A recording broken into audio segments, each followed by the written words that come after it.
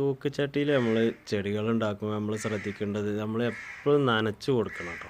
എന്നും ഒരു നേരമെങ്കിലും നിർബന്ധമായിട്ടും നനച്ച് കൊടുക്കണം. കാരണം എന്ന് പറഞ്ഞാൽ ഈ ചട്ടിയിൽ കൂടുതൽ മണ്ണൊന്നുമില്ലല്ലോ. മണ്ണില്ലാത്തതുകൊണ്ട് നമ്മൾ എന്നും ഇത് നനച്ച് നമ്മളൊരു ശ്രദ്ധ എന്നും ഇതിന് വേണം കേട്ടോ.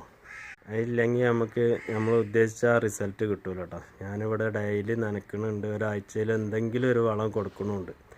അപ്പോൾ നിങ്ങൾക്ക് ഈ ഒരു വീഡിയോ ഇഷ്ടപ്പെട്ടിട്ടുണ്ടെങ്കിൽ ഒന്ന് സബ്സ്ക്രൈബ് ചെയ്യട്ടോ. എൻ്റെ ചാനലിൽ ഈ ചെടികളെ പറ്റി ഉള്ള ഒരുപാട് വീഡിയോ ഇട്ടിട്ടുണ്ട്, അതൊക്കെ ഒന്ന് കയറി കാണാം. ഇഷ്ടപ്പെട്ടിട്ടുണ്ടെങ്കിൽ ഒന്ന് സബ്സ്ക്രൈബും ചെയ്യട്ടോ. നിങ്ങൾ ഓരോ സബ്സ്ക്രൈബാണ് നമ്മളെ തുടർന്നുള്ള മുന്നോട്ടുള്ള പ്രയാണത്തിൻ്റെ ഒരു ഇത്. നിങ്ങളെ സബ്സ്ക്രൈബ് കൂടുന്നതിനനുസരിച്ച് നമ്മളെ വീഡിയോ ഉഷാറാവും കേട്ടോ.